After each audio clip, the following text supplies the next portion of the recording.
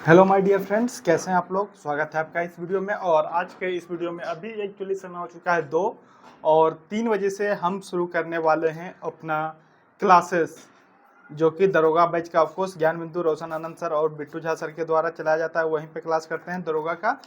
तो अभी जो हम आपके साथ कुछ पॉइंट्स रिवीजन करने वाले हैं और आप लोग का प्रतिक्रिया देख के हमें काफ़ी अच्छा लग रहा है कि आप लोग वीडियो को देख रहे हैं और चैनल को सब्सक्राइब भी कर रहे हैं और कमेंट भी कर रहे हैं, तो ऑफकोर्स अच्छा लग रहा है। और आज के इस वीडियो में हम लोग कुछ चीज़ें को आप लोगों के साथ रिवाइज करेंगे, उसके बाद हम लोग क्लास करना शुरू करेंगे। तो आज का रिवीजन है फ्रांस की क्रांति। तो फ्रांस की क्रांति में आज हम लोग देखते हैं, शुरू से रिवाइज कर लेते हैं क्या क्या फ्रांस की क्रांति में दिया हुआ टॉपिक है, तो फिर शुरू करते हैं। So my dear friends, France की क्रांति 1789 से 1799 ईस्वी तक चला। फ्रांस की क्रांति की शुरुआत 14 जुलाई 1789 पेरिस में हुई मानी जाती है। पेरिस नगर के पूर्वी भाग की ओर बास्तिल किले की जेल को तोड़कर, जिसमें से 7 कैदी रहते थे, 7 कैदी मतलब बास्तिल के किले में रहते थे, उसको मतलब तोड़कर इससे फ्रांस की क्रांति की शुरुआत हुई मानी जाती है। लुई सोलामा बुर्बो वंश का शासक था। बुर्बो राजवंश का शासक था लुई सोलामा राजगद्दी पर बैठा। 1774 में बुर्बो लुई सोलामा राजगद्दी पर बैठा, जिसके वक्त उसकी उम्र मात्र 20 साल की थी। पत्नी ऑस्ट्रिया की राजकुमारी मेरिए एंतेनेत थी, ठीक है। जो उसकी पत्नी थी ऑस्ट्रिया की राजकुमारी मेरी एंतुएनेत थी। लुई सोलामा बुर्बो राजवंश का शासक था। लुई सोलामा क्या था? बुर्बो राजवंश का शासक था। राजगद्दी पर कब बैठा? 1774 ईस्वी में, और मात्र 20 साल की उम्र में, जो कि मतलब कि इसको ज़्यादा समझ बूझ नहीं आया था जिस समय, उस टाइम ये गद्दी पर बैठा था। अमेरिकी की 13 उपनिवेश को ब्रिटेन से आज़ादी में सहायता किया फ्रांस ने। अमेरिकी की 13 उपनिवेश को ब्रिटेन से आज़ादी में सहायता फ्रांस ने किया था, जिस कारण से फ्रांस पे काफ़ी कर आ गए थे, और जिस कारण से यही सब कर उड़ आ गया था, तो फ्रांस में पैसों की कमी हो गई थी। फ्रांस की क्रांति के समय फ्रांस की मुद्रा क्या थी? लिब्रे थी। फ्रांस की मुद्रा क्या थी? फ्रांस की क्रांति के समय लिब्रे थी, जो कि 1794 में लिब्रे को खत्म कर दिया गया। फ्रांसीसी समाज के 3 स्टेट थे। फ्रांसीसी समाज में 3 स्टेट थे। प्रथम स्टेट में पादरी वर्ग को रखा जाता था, द्वितीय वर्ग में कुलीन वर्ग को रखा जाता था द्वितीय स्टेट में, और तृतीय स्टेट में जनता को रखा जाता था। आम जनता, डॉक्टर, इंजीनियर, जो भी जनता आता है उस सबको रखा जाता था, जिसमें 90% लोग आते थे। प्रथम स्टेट में पादरी वर्ग, द्वितीय स्टेट में कुलीन वर्ग, और तृतीय स्टेट में जनता को रखा जाता था। फ्रांसीसी समाज मध्यकालीन सामंत व्यवस्था का अंग था। फ्रांसीसी समाज मध्यकालीन सामंत व्यवस्था का अंग था। 1789 के पहले फ्रांसीसी समाज एवं संस्थाओं में के लिए कौन सा पद प्रयोग होता था? तो प्राचीन राजतंत्र का पद प्रयोग होता था। चर्च द्वारा लिया जाने वाला प्रत्यक्ष कर क्या था? ताइद, जो धार्मिक कर था, जो चर्च लेता था, चर्च द्वारा लिया जाता था। चर्च द्वारा लिए जाने वाला प्रत्यक्ष धार्मिक कर को क्या कहते थे? ताइद कहते थे। सरकार द्वारा लिया जाने वाला प्रत्यक्ष कर टाइल और ताइद, 2 टैक्स लिए जाते थे। चर्च द्वारा लिए जाने वाला कर क्या था? ताइद था। चर्च द्वारा लिए जाने वाला कर क्या था? ताइद था। और सरकार द्वारा लिए जाने वाला कर क्या था? टाइल था, जो कि भूमि कर था। लिब्रे फ्रांस की मुद्रा समाप्त कर दिया गया 1794 में। लिब्रे जो था फ्रांस की मुद्रा समाप्त कब कर दिया गया? 1794 ईस्वी में। 1715 ईस्वी में फ्रांस की जनसंख्या 2.3 करोड़ थी, 2.3 करोड़ थी, और 1789 में फ्रांस की जनसंख्या 2.8 करोड़ हो गई। ये भी एक कारण था फ्रांस की क्रांति का, ठीक है। फ्रांस में मध्य वर्ग का उदय 18वीं सदी में हुआ था। फ्रांस में मध्य वर्ग का उदय 18वीं सदी में हुआ था। स्वतंत्रता, समान नियमों तथा समान अवसरों पर विचार पर आधारित समाज की परिकल्पना जॉन लॉक का है, और जियाजाम रूसो का था। Book two treatises of government John Locke का था। Book two treatises of government, ये बुक जो है किसके द्वारा है? जॉन लॉक द्वारा लिखा गया है। राजा के दैवों और निरंकुश अधिकारों के सिद्धांत का खंडन है। और एक बुक क्या है? The spirit of the laws Montesquieu. The spirit of the laws, Montesquieu. सरकार के अंदर विधायिकी, कार्यपालिका और न्यायपालिका के बीच सत्ता का विभाजन के बारे में है। ठीक है। फ्रांस में व्यक्तिगत अधिकार की गारंटी प्रेरणा अमेरिका के संविधान से ली गई है। ठीक है। स्टेट जनरल, राजनीति संस्था, तीनों स्टेट अपने अपने प्रतिनिधि भाग लेते थे। स्टेट जनरल की मीटिंग में क्या होता था, राजनीतिक संस्था, तीनों स्टेट के अपने अपने प्रतिनिधि भाग लेते थे। स्टेट जनरल की अंतिम बैठक 1614 ईस्वी में बुलाई गई थी। लुई सोलमा ने नए कर लगाने के लिए विशेष अधिकारों की व्यवस्था के विरुद्ध गुस्सा भड़का। लुई सोलमा के द्वारा नए कर लगाए जाने पर विशेष अधिकारियों द्वारा व्यवस्था के विरुद्ध गुस्सा भड़का। द सोशल कॉन्ट्रैक्ट रूसो की पुस्तक है। द सोशल कॉन्ट्रैक्ट रूसो की पुस्तक है, लोकतांत्रिक सिद्धांत के बारे में इसमें जानकारी है। 20 जून 1789 को बने नेशनल असेंबली का नेतृत्व मार्बियो जो कुलीन वर्ग का था, और आबेसियो पादरी वर्ग का था। और तीसरे स्टेट क्या है, यह प्रचार पुस्तक पैम्पलेट आबेसियो। ओके। 20 जून 1789 को बने नेशनल असेंबली का नेतृत्व मिराबियो जो कि कुलीन वर्ग का था, आबेसियो जो पादरी वर्ग का था। तीसरी स्टेट क्या है, एक प्रचार की पुस्तक पैम्पलेट आबेसियो। तीसरी स्टेट आबेसियो। 1789 बास्तिल पर हमला, देहात के किसानों का विद्रोह, स्टेट जनरल की स्थान, यहीं से फ्रांस की क्रांति मानी जाती है शुरू हुई थी। 1789 में बास्तिल पर हमला, देहात के किसानों का विद्रोह, स्टेट जनरल का स्थाना। 1791 सम्राट की शक्तियों पर अंकुश लगाने, मूलभूत अधिकार प्रदान करने के लिए संविधान फ्रांस में संवैधानिक राजतंत्र की नींव रखा था। ठीक है। 1792-93 में फ्रांस गणराज्य का 1792-93 में फ्रांस गणराज्य बना, राजा का सिर कट गया और जैकोबिन गणराज्य का पतन, फ्रांस की डायरेक्टरी का शासन हो गया। 1804 में नेपोलियन फ्रांस का सम्राट बना। 1804 में नेपोलियन फ्रांस का सम्राट बना और 1892-93 में जब जैकोबिन वहाँ का गणराज्य बना तब बहुत ही लौह एवं रक्त की नीति अपनाया था। 1804 में नेपोलियन फ्रांस का सम्राट बना। 1815 में वाटरलू की युद्ध में नेपोलियन हार गया और उसको सेंट हेलेना द्वीप पर भेज दिया गया, मतलब ऐसे ही जीवन जीने के लिए। समानती व्यवस्था कानून का उन्मूलन 4 अगस्त 1789 को। समानती व्यवस्था का उन्मूलन 4 अगस्त 1789 को। जनरल असेंबली द्वारा संविधान का प्रारूप 1791। जनरल असेंबली द्वारा संविधान का प्रारूप 1791। नेशनल असेंबली और प्रत्यक्ष रूप से चुनाव। पत्रिका लामी द प्लप, जनता का मित्र, जो पॉल मारा के द्वारा लिखा जाता था।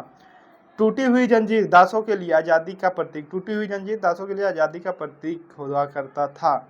20 जून 1789 को नेशनल असेंबली का गठन हुआ था। 20 जून 1789 को नेशनल असेंबली का गठन हुआ था। लुई सोलामा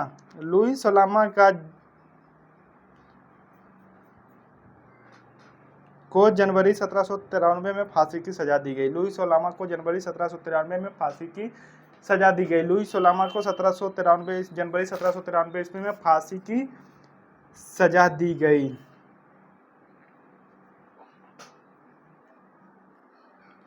लुई सोलामा को न्यायालय द्वारा देशद्रोह में मौत की सजा सुनाई गई 21 जनवरी 1793 को। आतंक युद्ध 1793 से 1794 को फ्रांस में आतंक युद्ध कहा जाता है। आतंक युद्ध 1793 से 1794। नियंत्रक एवं दंड की नीति किसने अपनाई? रोबेस्पियर ने। न्यायालय द्वारा रोबेस्पियर को फांसी कब दी गई? 1794 में। 1794 में रोबेस्पियर को भी फांसी की सजा दी गई। जैकोबिन सरकार का पतन के बाद फ्रांस में मध्यम वर्ग संपन्न तबके का शासन हुआ। 5 सदस्यों वाली कार्यपालिका जिसे डायरेक्टरी 1794 से 1799 तक चला। डायरेक्टरी का राजनीति अस्थिरता नेपोलियन का उदय का कारण बना। फ्रांस में महिलाओं का लगभग 60 क्लब अस्तित्व में आए। निग्रो अफ्रीका का सहारा रेगिस्तान दक्षिण अफ्रीका में रहने वाले स्थानीय लोग हैं। निग्रो अफ्रीका का सहारा रेगिस्तान के दक्षिण अफ्रीका में रहने वाले स्थानीय लोग हैं। नेपोलियन खुद को फ्रांस का सम्राट 1804 में घोषित किया। दशमलव पद्धति के आधार पर नाप तौल का समान प्रणाली नेपोलियन द्वारा लागू किया गया। खुद को यूरोप का आधुनिकीकरण का अग्रदूत मानता था। नेपोलियन खुद को यूरोप का आधुनिकीकरण का अग्रदूत मानता था। कौन? नेपोलियन फ्रांस में जुलाई क्रांति, द्वितीय क्रांति 17 जुलाई 1830 को चालू हुआ। सामाजिक अनुबंध पर आधारित सरकारों का प्रस्ताव रूसों के द्वारा दास मुक्ति कानून पारित हुआ था 1794 में। छोटे अवधि के लिए 1794 में दास मुक्त कानून पारित हुआ था 1794 में। सेंसरशिप की समाप्ति 1789 में। सेंसरशिप की समाप्ति 1789 में। फ्रांसीसी क्रांति का सबसे महत्वपूर्ण विरासत स्वतंत्र और जनवादी अधिकार। तो इतना ही था हमारा फ्रांस की क्रांति। फ्रांस की क्रांति उम्मीद करता हूं कि आप लोगों का रिवीजन भी हो गया होगा और मेरा भी रिवीजन हो गया। इसको एक दोबारा और आगे के वीडियो में हम लोग रिवीजन करेंगे, ठीक है। थोड़ा सा और इसी में आधुनिक हिस्ट्री में, आधुनिक इतिहास में हम लोग अब थोड़ा सा प्रमुख विद्रोह को भी देख लेते हैं दोस्तों। प्रमुख विद्रोह को भी देखना जरूरी है, मतलब कि आगे क्लास करते जाएंगे और पीछे का रिवीजन भी डेली बेसिस पे करते जाएंगे और आप लोगों को भी उम्मीद करेंगे कि आप लोगों का भी रिवीजन हो रहा होगा, ठीक है। प्रमुख भारतीय विद्रोह, सन्यासी विद्रोह को जानते हैं दोस्तों। सन्यासी विद्रोह ब्रिटिशों के खिलाफ होने वाला प्रथम विद्रोह सन्यासी विद्रोह है। ब्रिटिशों के खिलाफ होने वाला प्रथम विद्रोह कौन सा विद्रोह है? सन्यासी विद्रोह है। यह विद्रोह मुख्यतः बंगाल के क्षेत्र में 1770 से 1820 के बीच चला था। 1770 से 1820 के बीच चला था। सन्यासी विद्रोह ब्रिटिशों के खिलाफ होने वाला प्रथम सन्यासी विद्रोह। यह विद्रोह मुख्यतः बंगाल के क्षेत्र में 1770 से 1820 के बीच चला था। इस विद्रोह का नेतृत्व मंजूषा और देवी चौधरानी थी। सन्यासी विद्रोह के नेतृत्वकर्ता कौन थे? मंजूषा और देवी चौधरानी। मंजूषा और देवी चौधरानी। मंजूषा और देवी चौधरानी। मंजूषा और देवी चौधरानी। सन्यासी विद्रोह कब से कब तक चला? 1770 से 1820 के बीच चला बंगाल के क्षेत्र में। इस विद्रोह के नेतृत्वकर्ता मंजूषा और देवी चौधरानी थी। इस विद्रोह के विषय में विस्तार पूर्वक जानकारी आनंद मठ ग्रंथ से प्राप्त होती है। इस विद्रोह के बारे में विशेष जानकारी, विस्तार पूर्वक जानकारी हमें आनंद मठ नामक ग्रंथ से प्राप्त होती है, जिसको किसने लिखा? बंकिम चंद्र चटर्जी ने लिखा था। वॉरेन हेस्टिंग ने इस विद्रोह को दबाया था। सन्यासी विद्रोह को किसने दबाया था? वॉरेन हेस्टिंग ने। नेतृत्वकर्ता कौन थे? मंजूषा और देवी चौधरानी थे। इस विद्रोह के विस्तार पूर्वक जानकारी आनंद मठ नामक ग्रंथ में मिलता है, जिसके रचयिता बंकिम चंद्र चटर्जी हैं। अहोम विद्रोह के बारे में जानते हैं। यह विद्रोह असम के क्षेत्र में गोमधर कुंवर के नेतृत्व में हुआ था। अहोम विद्रोह असम के क्षेत्र में हुआ था। अहोम विद्रोह असम के क्षेत्र में हुआ था। अहोम विद्रोह कहाँ हुआ था? असम के क्षेत्र में हुआ था। गोमधर कुंवर के नेतृत्व में हुआ था। गोमधर कुंवर के नेतृत्व में हुआ था। गोमधर कुंवर 1828 से 1833 के बीच चला था। 1828 से अहोम विद्रोह कब से कब तक चला? 1828 से 1833 के बीच चला था। किंतुर चेन्नम्मा विद्रोह। किंतुर चेन्नम्मा विद्रोह, यह विद्रोह कर्नाटक के क्षेत्र में हुआ था। किंतुर चेन्नम्मा विद्रोह नाम से लगता है कि मतलब कि साउथ का नाम है, तो कर्नाटक के क्षेत्र में चला था। किंतु चेन्नम्मा विद्रोह कर्नाटक के क्षेत्र में 1824 से 1829 के बीच तक चला था। रानी चेन्नम्मा और रायन्ना के नेतृत्व में हुआ था। रानी चेन्नम्मा और रायन्ना के नेतृत्व में हुआ था। रानी चेन्नम्मा और रायन्ना के नेतृत्व में हुआ था किंतुर विद्रोह। किंतुर विद्रोह।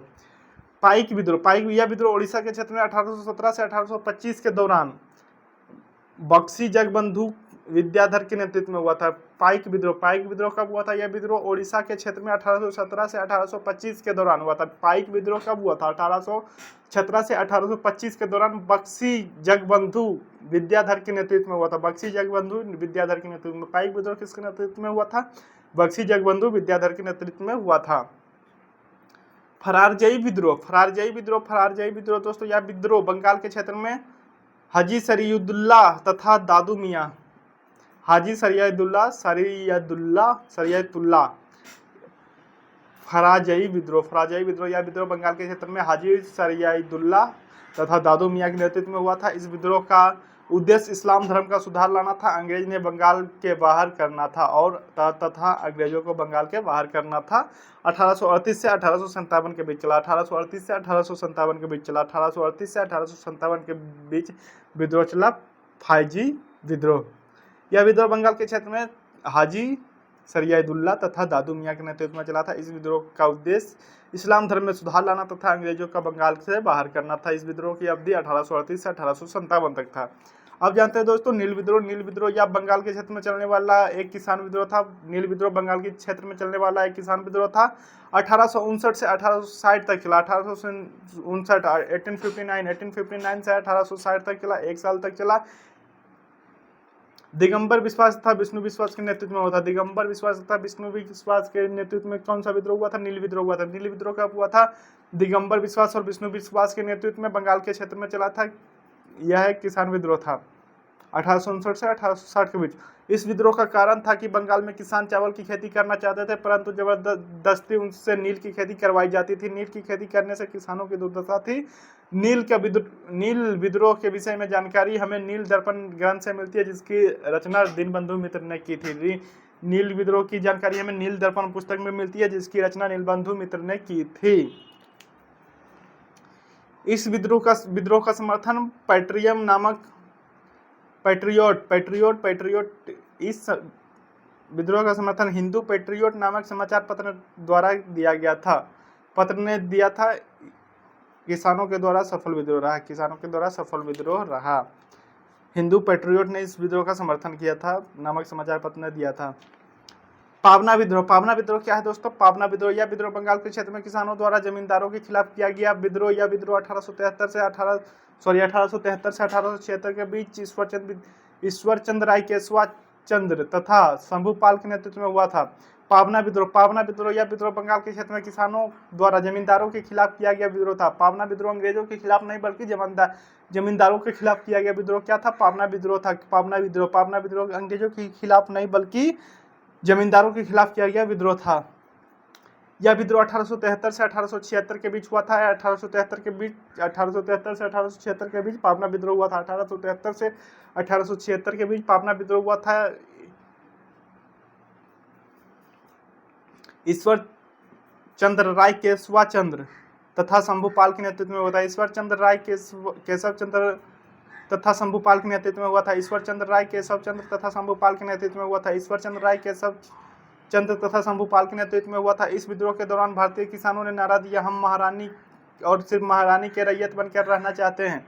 हम महारानी और सिर्फ महारानी के रैयत बनकर रहना चाहते हैं, न कि इन जमींदारों की। क्योंकि अंग्रेज तो भारतीय किसानों को परेशान करते ही थे, अंग्रेज अपने नियम बनाकर, लेकिन ये जो जमींदार थे वो उनसे भी कहीं ज़्यादा परेशान करते थे। हूल संथाल विद्रोह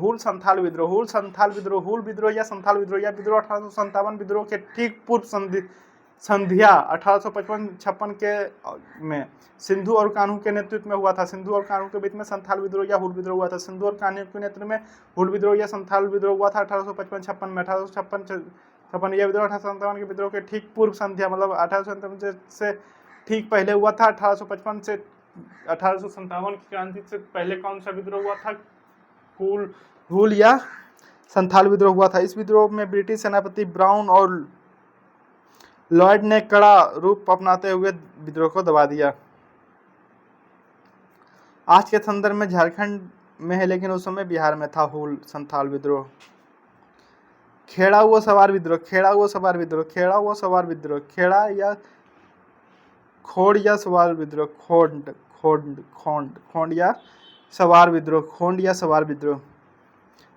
या सवार विद्रोह के बारे में जानते हैं दोस्तों। या ओडिशा तथा बंगाल के क्षेत्र में होने वाला विद्रोह। या विद्रोह 1820 के दशक में हुआ था। 1820 के दशक में खोंडिया सवार विद्रोह हुआ था। 1820 के दशक में खोंडिया सवार विद्रोह हुआ था। ओडिशा तथा बंगाल के क्षेत्र में होने वाला विद्रोह था खोंड विद्रोह चक्र विसोई के नेतृत्व में हुआ। खोंड विद्रोह जो हुआ था चक्र विसोई के नेतृत्व में हुआ था। वहीं सवार विद्रोह राधा कृष्ण दंड सेन के नेतृत्व में हुआ था। राधा कृष्ण दंड सेन के नेतृत्व में हुआ था। खोंड विद्रोह चक्र विसोई के नेतृत्व में हुआ था। खोंड विद्रोह चक्र विसोई के नेतृत्व में हुआ था। वहीं सवार विद्रोह राधा कृष्ण दंड सेन के नेतृत्व में हुआ था। पागलपंथी विद्रोह यह विद्रोह बंगाल के क्षेत्र में करमसा और टिप्पू शाह के नेतृत्व में हुआ था। पागलपंथी विद्रोह या विद्रोह बंगाल के क्षेत्र में करमसा और टिप्पू शाह के नेतृत्व में हुआ था। गडकरी विद्रोह महाराष्ट्र के कोल्हापुर के क्षेत्र में 1844 में दाजी कृष्णा पंडित के नेतृत्व में हुआ था। गडकरी मराठों तथा का वंशानुगत सैनिक थे। गडकरी विद्रोह दोस्तों, गडकरी विद्रोह महाराष्ट्र के कोल्हापुर के क्षेत्र में 1844 में दज्जी कृष्ण पंडित के नेतृत्व में हुआ था। गडकरी मराठों के वंशानुगत सैनिक थे। गडकरी विद्रोह कब हुआ था? गडकरी विद्रोह महाराष्ट्र के कोल्हापुर के क्षेत्र में 1844 में दाजी कृष्णा पंडित के नेतृत्व में हुआ था। दाजी कृष्णा पंडित के नेतृत्व में हुआ था। दाजी कृष्ण पंडित के नेतृत्व में हुआ था। और गडकरी जो थे मराठों के वंशानुगत सैनिक थे। मुंडा विद्रोह दोस्तों, मुंडा विद्रोह जिसको कि महान हलचल विद्रोह भी कहते हैं, उल्गुलान विद्रोह भी कहते हैं, उल्गुलान विद्रोह भी कहते हैं मुंडा विद्रोह को। ठीक है, मुंडा विद्रोह, यह विद्रोह झारखंड के क्षेत्र में बिरसा मुंडा के द्वारा 1899 से 1900 के दौरान किया गया था। 1899 से 1900 के दौरान किया गया था। मुंडा विद्रोह 1899 से 1900 के दौरान किया गया था। मुंडा विद्रोह में बिरसा मुंडा को जगत पिता भी कहा जाता है। बिरसा मुंडा को जगत पिता भी कहा जाता है। बिरसा मुंडा का कार्य क्षेत्र झारखंड का रांची है। बिरसा मुंडा का कार्य क्षेत्र झारखंड का रांची है। इस विद्रोह में महिलाओं ने बढ़ चढ़कर हिस्सा लिया। विद्रोह तब दबा दिया गया जब जेल प्रवास के दौरान जून 1900 में बिरसा मुंडा का निधन हो गया। बिरसा मुंडा का निधन हो गया। बिरसा मुंडा का जेल प्रवास के दौरान 1900 में बिरसा मुंडा का निधन हो गया, तब विद्रोह को दबा गया। बिरसा मुंडा, इस विद्रोह का कारण क्या था? मुंडा विद्रोह का मुंडा जनजाति का सामूहिक खेती, खुटकटी प्रथा, खुटकही प्रथा का प्रचलन था, लेकिन अंग्रेजों ने इस प्रथा को समाप्त कर व्यक्तिगत खेती की व्यवस्था जोड़ दिया। यह मुंडा विद्रोह का सबसे अहम कारण था। मुंडा विद्रोह खुटकटी प्रथा ये था दोस्तों कि एक ही परिवार के 10 लोग हैं, एक ही खेती करते हैं तो वो एक ही कर देते थे, लेकिन इसको व्यक्तिगत कर दिया कि अगर एक व्यक्ति 10 खेती करता है तो सभी अलग अलग, एक ही परिवार के अलग अलग सभी लोग टैक्स देंगे। यही था, खुटकटी प्रथा को हटाकर व्यक्तिगत प्रथा कर दिया।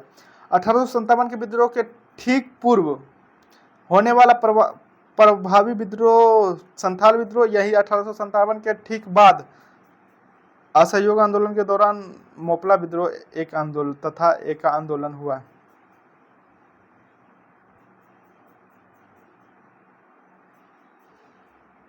(1857) के विद्रोह के ठीक पूर्व होने वाला प्रभावी विद्रोह संथाल विद्रोह है। वहीं 1857 के विद्रोह के ठीक बाद प्रमुख प्रभावी विद्रोह बंगाल की नील विद्रोह है। असहयोग आंदोलन के दौरान मोपला विद्रोह का तथा एका आंदोलन हुआ। असहयोग आंदोलन के दौरान मोपला विद्रोह तथा एका आंदोलन हुआ। बिरसा मुंडा का जन्म 1875 ईस्वी में हुआ था। 1875 ईस्वी में हुआ था। वहीं 1900 में उनका निधन हो गया था। 1900 में उनका निधन हो गया था, तो समझ सकते हैं 25 साल ही मात्र उनका जीवन था। 1857 की क्रांति के पूर्व होने वाला विद्रोह संथाल विद्रोह, वही ठीक बाद होने वाला विद्रोह नील विद्रोह था। ठीक है,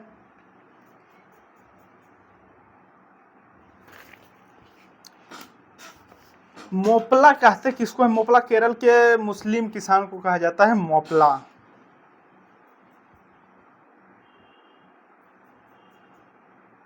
मोपला विद्रोह या मालाबार तट पर केरल 1922 में अली मुस्लियार के नेतृत्व में अंग्रेज, हिंदू और जमींदार विरोधी विद्रोह था। खिलाफत आंदोलन तथा महात्मा गांधी इस विद्रोह का समर्थन किया था। मोपला विद्रोह या मालाबार तट पर केरल में 1922 में अली मुल्सियार के नेतृत्व में हुआ। यह अंग्रेज, हिंदू और जमींदार विरोधी विद्रोह था। खिलाफत आंदोलन तथा महात्मा गांधी ने इस विद्रोह का समर्थन किया। एका विद्रोह क्या है दोस्तों? अवध के क्षेत्र में 1921 से 22 के दौरान मदारी पासी के नेतृत्व में विद्रोह हुआ था, उसे एका विद्रोह कहते हैं। उत्तर प्रदेश में हुआ था। रंपा विद्रोह, यह विद्रोह आंध्र प्रदेश के तटवर्ती इलाका में रंपा समुदाय की जनजातियों द्वारा सीताराम राजू के नेतृत्व में 1879 से 1922 तक छिटपुट तरीके से चलता रहा। रंपा विद्रोह दोस्तों 1879 से 1922 तक छिटपुट तरीके से चलता रहा। रंपा विद्रोह 1879 से 1922 तक छिटपुट तरीके से चलता रहा। यह विद्रोह आंध्र प्रदेश के तटवर्ती इलाका रंपा समुदाय के जनजाति द्वारा सीताराम राजू के नेतृत्व में किया गया था। ताना भगत आंदोलन, यह एक आदिवासी विद्रोह था जो बिहार झारखंड के क्षेत्र में 1914 से 1919 तक जतरा भगत के नेतृत्व में तथा जतरा भगत को बिरसा मुंडा का परछाया बताया जाता है। ताना भगत आंदोलन यह आदिवासी विद्रोह था जो बिहार और झारखंड के क्षेत्र में 1914 से 1919 तक चला। ये और बिरसा मुंडा की मौत 1800 में ही हो गई थी दोस्तों। 1900 में हुई थी। बिरसा मुंडा की मौत 1900 में हुई थी। बिरसा मुंडा की मौत दोस्तों 1900 में हुई थी। तो 1900 ये कब से चला था दोस्तों?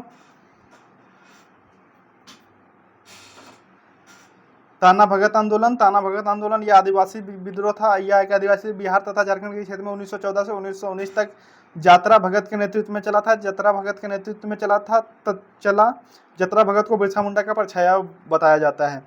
तेभागा आंदोलन आज़ादी के ठीक पूर्व 1946 के कांपाराम सिंह और भगवान सिंह के नेतृत्व में भू राजस्व को लेकर आंदोलन किया गया,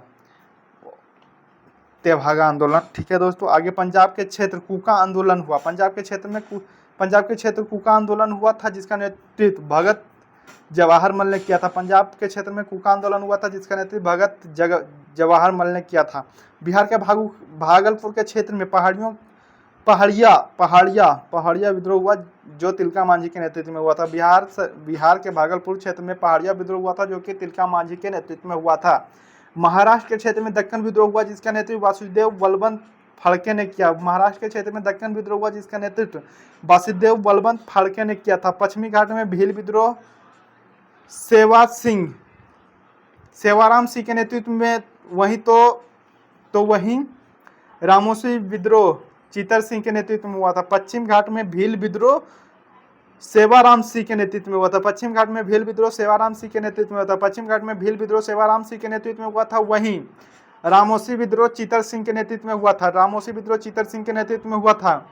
केरल के ट्रवनकोर के क्षेत्र में वेला ट्रम्पी विद्रोह मेल थम्पी के नेतृत्व में हुआ था। केरल के ट्रवनकोर क्षेत्र में वेल ट्रम्पी विद्रोह मेलू थप्पी के नेतृत्व में हुआ था। तमिलनाडु के क्षेत्र में पौलिगिरी का विद्रोह किसके हुआ था? वीर पी कट्टावामन के नेतृत्व में हुआ था।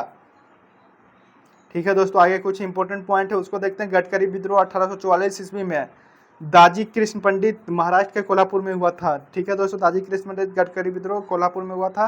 गडकरी जो थे मराठों के वंशानुगत सेना थे। नील विद्रोह प्रथम विद्रोह है जिसमें किसानों ने सफलता हासिल की। नील विद्रोह प्रथम विद्रोह था जिसमें किसानों ने सफलता हासिल किया। 3 कट्ठा प्रथा क्या था? 20 कट्ठा जमीन में 3 कट्ठा नील की खेती करनी पड़ेगी, इसको 3 कट्ठा प्रणाली कहा जाता था। 3 कट्ठा प्रथा गांधी जी के द्वारा किया गया प्रथम सत्याग्रह चंपारण सत्याग्रह था 1917 में, अप्रैल 1917 में गांधी जी के द्वारा किया गया प्रथम सत्याग्रह चंपारण सत्याग्रह था, अप्रैल 1917 में। चंपारण सत्याग्रह का विरोध एनजी रंगा ने किया। चंपारण सत्याग्रह के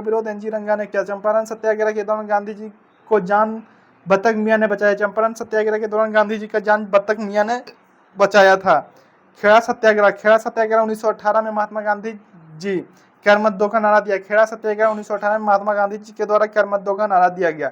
गांधी जी के द्वारा प्रथम असहयोग आंदोलन की संज्ञा दी जाती थी खेड़ा सत्याग्रह। बरदौली सत्याग्रह सरदार पटेल के नेतृत्व में 1928 में सरदार को पटेल की उपाधि दी थी। सरदार पटेल को सरदार की उपाधि दी गई थी बरदौली सत्याग्रह के दौरान 1928 में। तो दोस्तों ऑफ कोर्स हमारा प्रमुख विद्रोह भी लगभग रिवाइज हो चुका है और अभी समय ज़्यादा नहीं हुआ है, 2:29 हुआ है। तो अभी क्लास करना शुरू करेंगे और इसी तरीके से पुराने चीज़ों को हम रिवीजन के लिए फर्स्ट वीडियो में जो आएगा वो रिवीजन आएगा। लेकिन कल से हमारा शेड्यूल कुछ अलग होने वाला है। कल से हम पहले एक सेट बन के आपका रिवीजन करेंगे जीके जीएस का जितना क्वेश्चन होगा, बिहार एसआई का सेट जो कि जीके जीएस का मॉर्निंग में हम उसका सेट बनाएंगे। उसके बाद आपके साथ वीडियो शेयर करेंगे कि कौन क्या क्वेश्चन है, मतलब जीके जीएस के मेन क्वेश्चन आपको याद हो जाएंगे। इस तरीके से आपके साथ डिस्कस करेंगे और उसके बाद जो हमारा होगा कि ये पढ़ने से पहले ये रिवीजन करेंगे, जितना भी मतलब कि इकोनॉमिक्स का कर लेंगे, इसका कर लेंगे, जो होगा सबका रिवीजन करते जाएंगे। आप लोग को मतलब अच्छा लगेगा आप लोग ऑफकोर्स। और वीडियो अपलोड का टाइमिंग जो हो सकता है सुबह के 6 बजे आ जाएगा डेली ये वीडियो, सुबह के 6 बजे मतलब हाँ डेली वीडियो डाल दिया करेंगे। और रात को 9 साढ़े 9 बजे टेस्ट देकर रूम पर जब आते हैं तो उसी टाइम टेस्ट का जो डिस्कशन होता है वो एक किन्हीं भाई का कमेंट था कि प्लीज़ टेस्ट का डिस्कशन भी डाला कीजिए। तो रात के 9 बजे वीडियो के लास्ट में सबसे बाद में टेस्ट डिस्कशन हम लोग ऑफकोर्स डालेंगे और डेली आपके साथ टेस्ट का डिस्कशन करेंगे। साइंस के क्वेश्चंस में तो जो न्यूमेरिकल रहते हैं उसका डिस्कशन नहीं करेंगे, बट जो हम एक बार में हो सकता है ऑब्जेक्टिव साइंस के क्वेश्चन उसका डिस्कशन ऑफकोर्स करेंगे। तो इसी तरीके से हमारा शेड्यूल चलने वाला है और क्षमा चाहेंगे कि कुछ दिन में 1-2 दिन में गैप कर करके वीडियो आ रहा है, क्योंकि थोड़ा सा दिक्कत हो जा रहा है, मॉड्यूल नहीं बन पा रहा है। तो कोशिश करेंगे कि मॉड्यूल बनाकर वीडियो डालें। और अभी हम लोग चलते हैं क्लास करने के लिए। तो क्लास को फास्ट मोशन में 20-25 सेकंड होगा, देखना है देखिए, नहीं तो पास करके देख सकते हैं।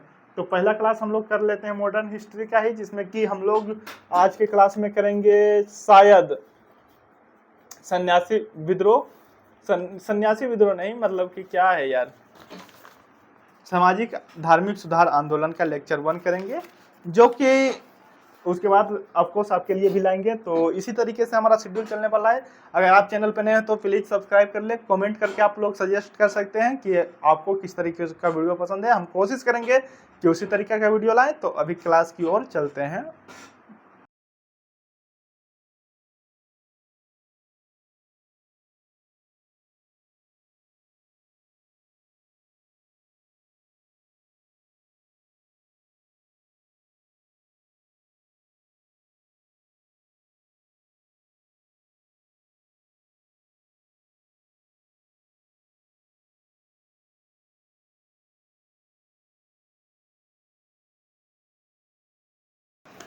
सो माय डियर फ्रेंड्स, हमारा टेस्ट अभी हो चुका है ख़त्म। समय हो चुका है 10:11 और आज का टेस्ट था इकोनॉमिक्स और करंट अफेयर का, जो इसका क्वेश्चन आपके सामने है। तो आज के इस टेस्ट में क्या क्या क्वेश्चंस थे उसका डिस्कशन आप लोगों के साथ करेंगे, और इसका पीडीएफ भी हमारे टेलीग्राम और व्हाट्सएप चैनल पर डाल देंगे। अगर आप लोग टेलीग्राम और व्हाट्सएप चैनल नहीं ज्वाइन किए तो आप उसको ज्वाइन कर लीजिए, जिसमें आपका लगातार पीडीएफ जो भी बोलेंगे, इसमें सारा पीडीएफ अगर बोलेंगे टेलीग्राम पे है तो वही टेलीग्राम चैनल पे रहेगा। तो टेलीग्राम चैनल ज्वाइन कर ले। और ये पीडीएफ का भी हम लोग एक साइड से सारे क्वेश्चन का आंसर बताएंगे। अगर पीडीएफ आप लोग निकलवाते हैं तो उसमें आंसर दिया हुआ रहेगा, अगर नहीं निकलवाते हैं तो कोई बात नहीं, आप लोग सुन के भी याद कर सकते हैं, पीडीएफ देख के भी याद कर सकते हैं। तो शुरू से स्टार्ट करते हैं। क्वेश्चन नंबर 1, 25 क्वेश्चन इकोनॉमिक्स के हैं और 25 क्वेश्चन करंट अफेयर्स हैं। ठीक है, तो पहला क्वेश्चन है, अर्थशास्त्र किस भाषा से लिया गया है शब्द है? अर्थशास्त्र किस भाषा से लिया गया शब्द है? तो यूनानी ग्रीक भाषा से लिया गया शब्द है अर्थशास्त्र। निम्नलिखित कथनों पे विचार कीजिए, मतलब कौन सा कथन सही है ये पूछ रहा है दोस्तों।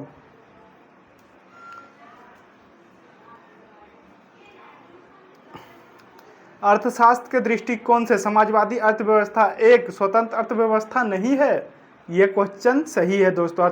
ये स्वतंत्र अर्थशास्त्र के दृष्टिकोण से समाजवादी अर्थव्यवस्था एक स्वतंत्र अर्थव्यवस्था नहीं है।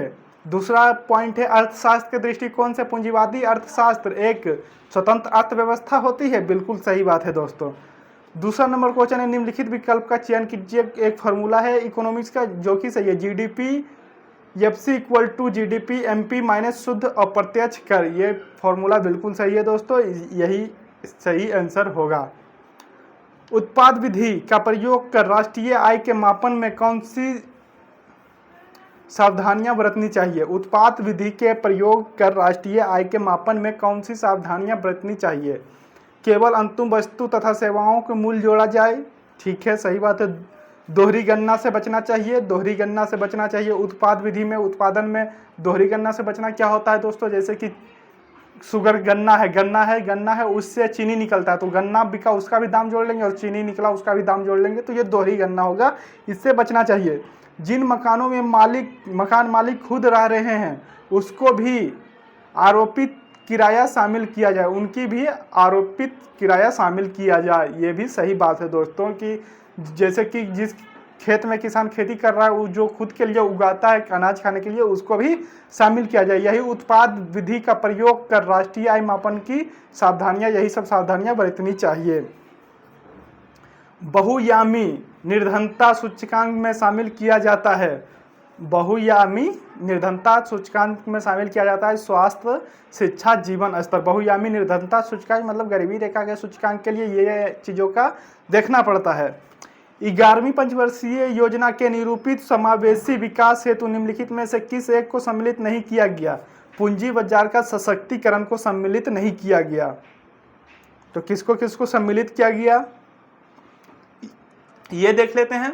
रोजगार के अवसरों का विस्तार करना, गरीबी में कमी लाना, लिंग असमानता में कमी लाना, ये सबको सम्मिलित किया गया है।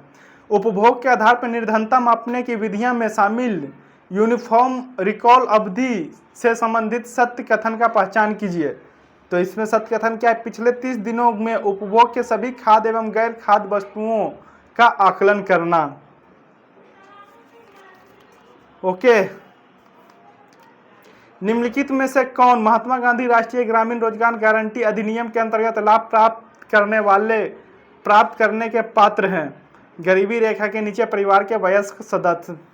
मनरेगा जो दोस्तों होता है, निम्नलिखित में से कौन महात्मा गांधी राष्ट्रीय ग्रामीण रोजगार गारंटी अधिनियम के अंतर्गत लाभ प्राप्त करने वाले के पात्र हैं? गरीबी नीचे के स्तर से नीचे के परिवार के वयस्क सदस्य। भारत के ग्रामीण क्षेत्रों में किस किस्म की बेरोजगारी पाई जाती है? तो भारत के ग्रामीण क्षेत्रों में मौसमी बेरोजगारी पाई जाती है, जैसे कि बरसात का दिन में किसान खाली बैठे रहते हैं, या फिर बरसात के दिन में धान रोपते हैं तो वो खाली बैठे रहते हैं। बीच में मतलब कुछ सीजन आता है जिसमें किसान को कुछ नहीं मिलता है तो वो खाली चावल जैसे रोपा गया उसके बाद तो खाली बैठना रहता है, खाली देख रेख करना होता है, तो इसको मौसमी बेरोजगारी कहते हैं। और परछन बेरोजगारी मतलब कि छिपी हुई बेरोजगारी भी ग्रामीण क्षेत्रों में देखने को मिलता है। प्रत्यक्ष बेरोजगारी शहरी क्षेत्र में, शिक्षित बेरोजगारी शहरी क्षेत्र में।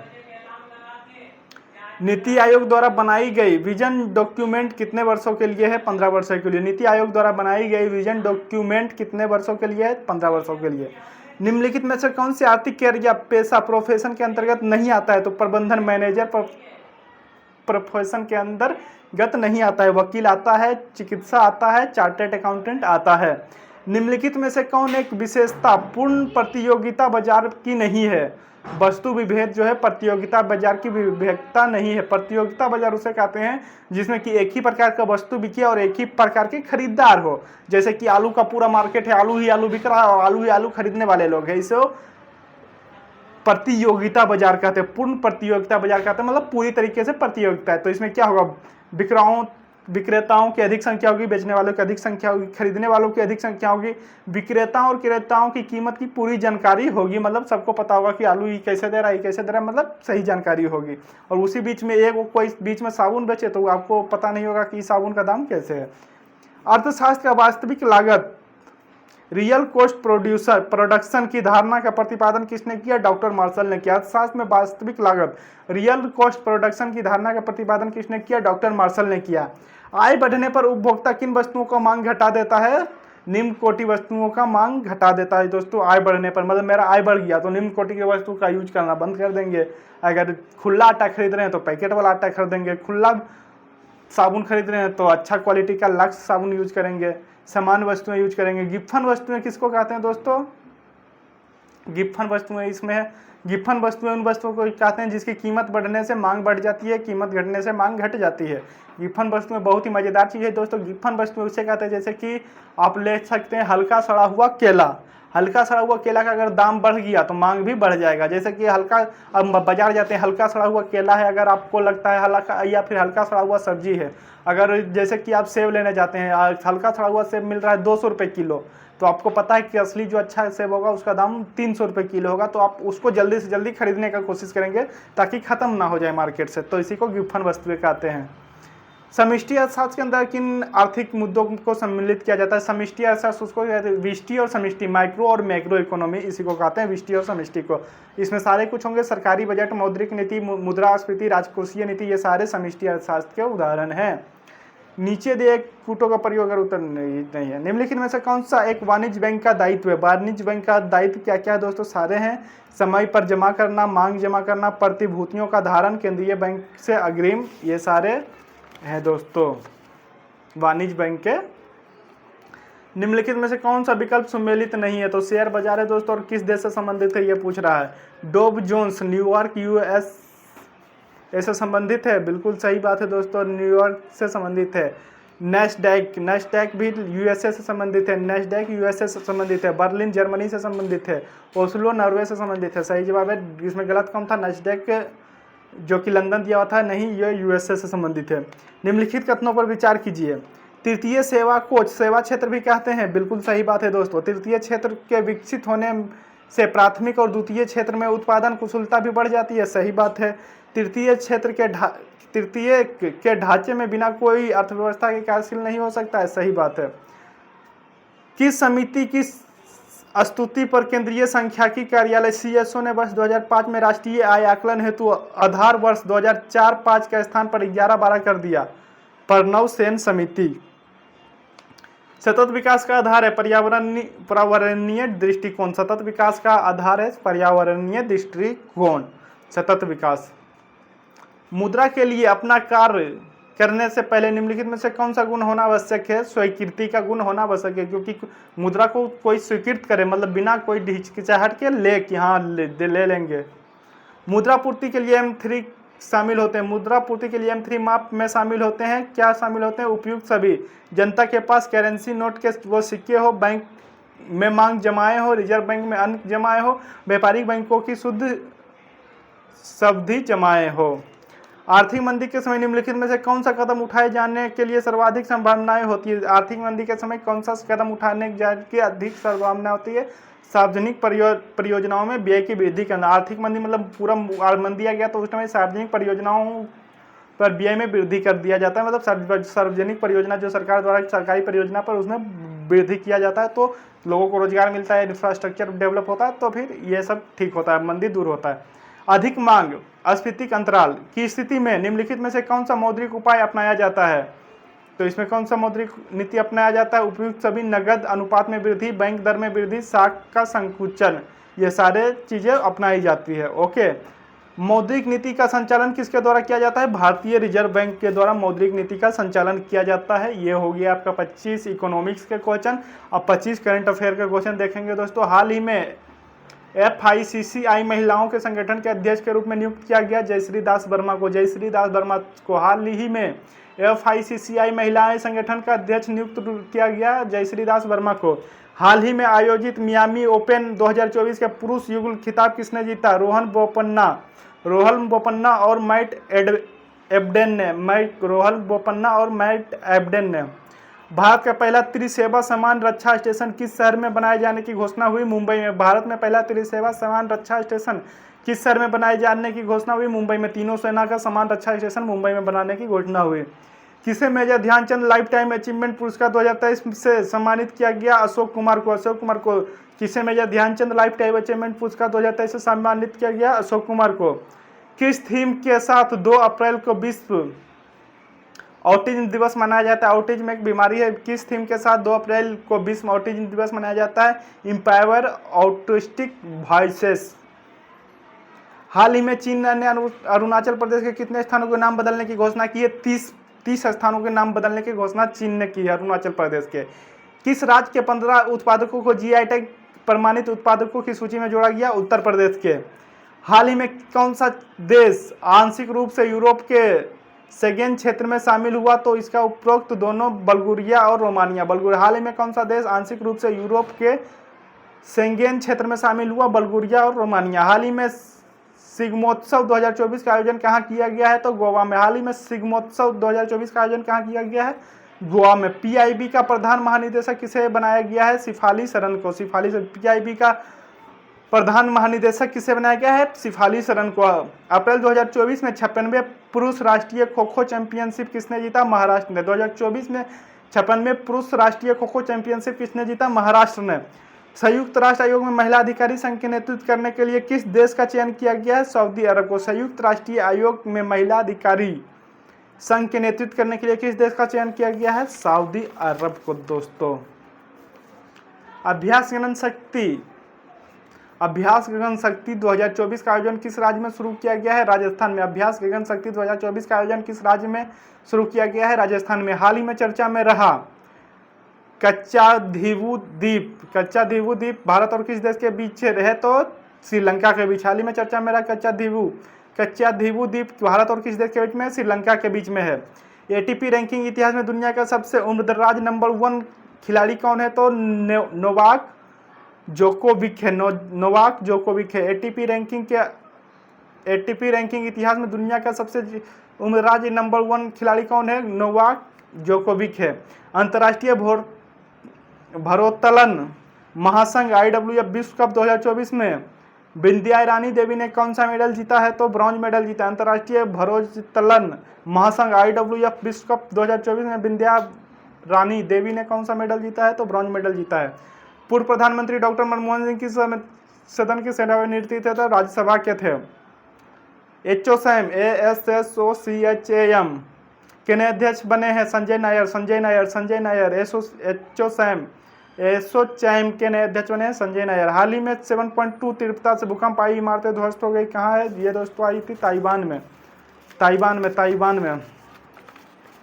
हाल ही में असम राज्य के कितने उत्पादों को जीआई टैग दिया गया है? तो 19। हाल ही में असम राज्य के कितने उत्पादों को जीआई टैग दिया गया है? 19। हाल ही में दोस्ती 16 अभ्यास का आयोजन कहां पर किया गया है? मालदीव में। हाल ही में दोस्ती 16 अभ्यास का आयोजन कहां किया गया है? मालदीव में। वर्ष 2023-24 के कार्गो प्रबंधन के मामले में कौन सा बंदरगाह भारत के शीर्ष पर रहा है? तो पारादीप पोर्ट। 2023 में कार्गो प्रबंधन के मामले में कौन सा बंदरगाह भारत के शीर्ष पर है? पारादीप पोर्ट। भारत के कुल कितने पारंपरिक उत्पादकों को जीआई टैग दिया गया है? 60। भारत के कुल कितने पारंपरिक उत्पादकों को जीआई टैग दिया गया है? 60। विश्व बैंक ने वित्त वर्ष 2024-25 के लिए भारत में जीडीपी वृद्धि दर का अनुपात बताया है। कितना बताया दोस्तों? 6.6%। 6.6%। तो हमारा जो दोस्तों 50 नंबर का क्वेश्चन है ये पूरा हो चुका है कंप्लीट। उम्मीद करता हूँ कि आपको याद भी हो गए हो, और अगर आप लोग चाहते हैं कि आगे भी सारे 50 क्वेश्चन का डेली रिवीजन लाते रहें तो इसी तरीके से डेली लाते रहेंगे दोस्तों। और आज का वीडियो को यही खत्म करते हैं। कल का वीडियो मॉर्निंग से शुरू करेंगे। आज का वीडियो एक्चुअली किए थे हम लोग कब 2 बजे से शुरू, लेकिन कल का वीडियो मॉर्निंग से ही शुरू करेंगे। और मॉर्निंग में कोशिश करेंगे कि एक सेट दरोगा का जो कि जीके जीएस का जितना क्वेश्चन हो सारे क्वेश्चन आपके साथ डिस्कस करें, उसके बाद हम लोग आगे की पढ़ाई शुरू करें। तो अभी टाइम हो चुका है 10:26 और अभी इस वीडियो को यहीं खत्म करेंगे। आपको अगर कुछ सजेशन देना हो तो ऑफकोर्स आप दे सकते हैं, और सुबह से अब पढ़ाई को शुरू करेंगे। वीडियो को अब यहीं करते हैं खत्म। मिलते हैं नेक्स्ट वीडियो में। जय हिंद।